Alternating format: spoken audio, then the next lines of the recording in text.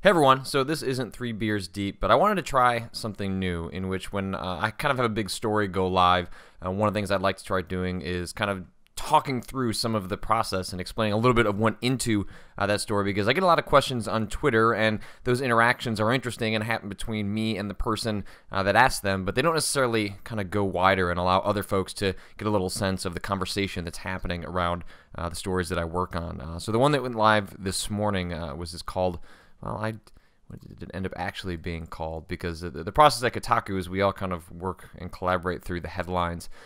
So it ended up going up as "Meet a Teenager Who Says He's a Swatter." So one of the beats that I kind of fell into, it wasn't assigned to me, but I've always found interesting and decided to kind of go head on into when I started with Kotaku in early January, was the idea of information security and doxing and swatting. You know, when I started to think about topics like Gamergate, and that isn't meant to talk about in terms of implicating a certain group or people or anything like that. It's just that within these movements, within what's happening on the internet at large, is essentially an invasion of personal information, and then using that personal information in ways that we didn't normally think would be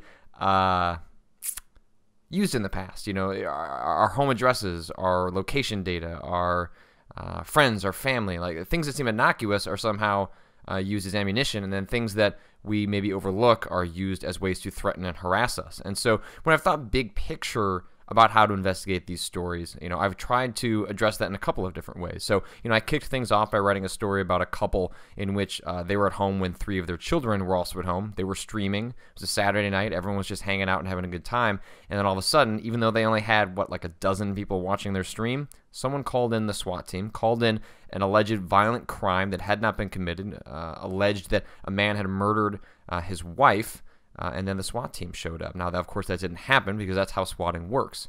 So then I wanted to build on that. I wanted to start thinking about what are the questions that we start asking ourselves about these kinds of stories. You know, yes, it's important to report on the stories as they happen, the incidents, the events as they happen, but what are the larger questions that are raised about them? And there were 2 that really stuck out to me, and there were 2 that I started going after as soon as that piece went up. One was, how much of our personal information is out there?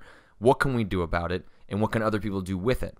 And so I spent a lot of time investigating the different ways that folks actually take someone's name and then dump it into a bunch of different easily accessible databases that access a bunch of easily accessible public information that is aggregated into a place that allows people to quickly get cell phone numbers, personal histories, employment histories, friendships, relationships, cell phone numbers, like all that stuff. We don't necessarily clean up all of our data trails on the internet, and some of that's because data goes to places that we don't know, and then we have to personally ask for it to be taken down, and all of that is time consuming and a pain in the ass, and this isn't going to impact most of us, so a lot of us say, hey, I'm just not going to deal with it. But I think part of writing the story about how you track down your own personal information was partially to scare people. I wanted people to know how much of their information really was out there, how scary accessible it is, and how easily compiled into a report it is. So that was sort of like laying the foundation to ask this larger question that I was working on, was that, so when I wrote the story about personal information, there was a Twitch subreddit in which that article was posted, and people were saying like, hey, this is really interesting. If you're a streamer, you should probably keep this stuff in mind. And then someone responded to that thread and said, hey, I've actually participated in swattings in the past. I've actually been involved in the gathering of personal information. Here are the bits this piece doesn't go over. And he was specifically talking about social engineering. And social engineering is when you trick human beings to explain or to give up information. For example, if you were to call Comcast or PayPal or any other service that has your personalized data or bank accounts or what have you, when you're trying to get access to that, they ask you information, right? They ask you like your mother's maiden name or your first pet or the last 4 digits of your social or blah, blah, blah, blah. And those are human beings. Those aren't robots. And so have you ever called and not exactly known the information that you were supposed to give, and were you able to find a way around it? Start to think about how when people can find your personal information and they can use that to coerce or trick a customer service rep that's just trying to help you out, that's just trying to cut you a break. From their perspective, they're maybe bending the rules a little bit, but they're doing it because they want to help you out. And all of a sudden, they've handed over your information to someone who is not you. So I published that piece. And like I said, you know, the piece ended up in this Twitch subreddit, and this guy started talking about these social engineering tricks. So I thought, hey, the one other big question I want to answer is, why do people do this? Like, what is the motivating factor? Right? In my head, I think in a lot of people's heads, we think about these people, like these are human beings too, right? We tend to not, we think a lot, rightfully so, of the victims in these moments. We don't necessarily think a whole lot about the harassers and sort of their motivations. And so I wanted to get at the why, the how. Maybe not the how so much as the why someone would want to do this. What would motivate them to want to engage in this type of practice? And so I messaged this individual and said, hey, I'd like to talk to you about what you've done, what you claim to have done. And I didn't know if it was going to turn into a story. I didn't know where it was going to go. It just seemed like an opportunity that I should take advantage of. So I messaged him. He got back to me on Reddit. Then he gave me a Skype information and told me this was a burner account. We talked for 90 minutes about his history in, I don't know what, doxing scene, or I'm not sure exactly how you would describe the scene or if you would characterize it in any specific way, but essentially how he got into it, how he got wrapped up into it, and how he's continued to participate in this scene for multiple years. He claimed to have been 14. His voice suggested he was young. I took the information that he passed on to me, and lots of it was cut from the story. So what I ended up having was a 90-minute conversation in which this individual said a lot of things that were just not relevant. There was a lot of ranting, there was a lot of raving, there was a lot of personal attacks against other people in the scene. There were discussions about Lizard Squad. There were certain things that came up that, while interesting, I thought didn't quite tell the story that I wanted to tell, or not so much of that, as much as what was the story that was interesting here, right? Like, was it what this person thinks about Lizard Squad, or is it why and how they got into this scene and why they continued to invade people's personal privacy, why they continued to call the police department and call in a SWAT team, why they suddenly found it no big deal to get swatted themselves. I don't know if it's in the story or not, but the person had told me that they had been swatted, I don't know, like 4 or 5 times. They'd actually lost count. They had to think about it, add it up in their head, and then let me know how many times they've been swatted, which I think sort of gives you a sense of the mentality that arrives at someone who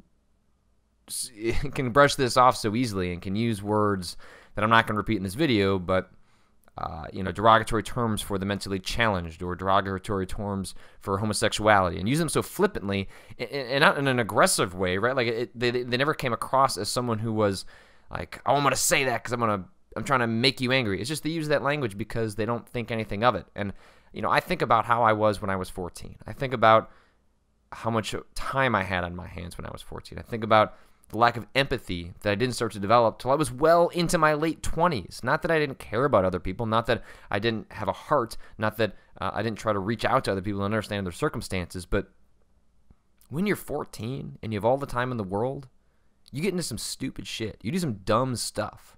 And I would like to think that 14-year-old Patrick Klepek, if he was around in 2015, wouldn't be engaging in activities like this.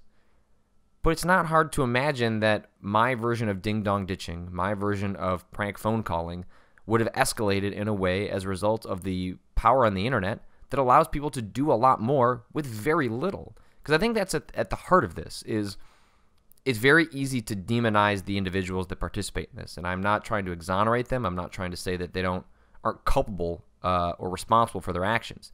But is it more reasonable to assume that suddenly the 14-year-olds of the world are going to have an empathy moment, are going to transform themselves and become the human beings that we wish they would become, but will probably not become until they're much older? Or is that law enforcement and technology need to come up with inventive solutions to be more aggressive about this? Because the swatter himself, I guess alleged swatter, because even though I ran this by a number of cybersecurity experts who told me this person absolutely sounded like they knew what they were talking about, we do have to take it with a bit of a grain of salt and have to kind of take a bigger picture mentality on it. But this individual that I talked to told me specifically the reason this will stop, it may turn into a different tactic, there may be other strategies, the reason it'll stop is because people go to jail. And right now, the people going to jail are 18 and 19-year-olds, folks that are flagrant, have done this for the better part of a decade, are public about it, and have a long rap sheet that involves more than just swatting. There isn't a whole lot of evidence suggesting that swatting itself is a reason to go to jail, a reason that you're going to get in trouble. And that is ultimately the real problem. people need to go to jail for this, and that's what's going to ultimately crack down. Or maybe not jail, but there need to be consequences for actions. If we talk about the larger empathy problems on the internet, it's the lack of consequences, the lack of face-to-face social cues that tell us, oh, someone's uncomfortable, or someone isn't appreciating what's being said or how it's being said. And so we need to find ways to bridge the gap. And I think there are ways that are technology focused. I think there are ways that are centered around. Sorry, the heater's out of the place. I think there are multiple solutions. It has to be tackled from a bunch of different angles. But I think when the person who has done this in the past says to you, if more people got in trouble for it, more people would stop doing it, because right now no one's getting in trouble. I think that kind of says a lot and about how sad this situation is. There's a line he told to me that it should be, what's the actual, I'm going to pull it up.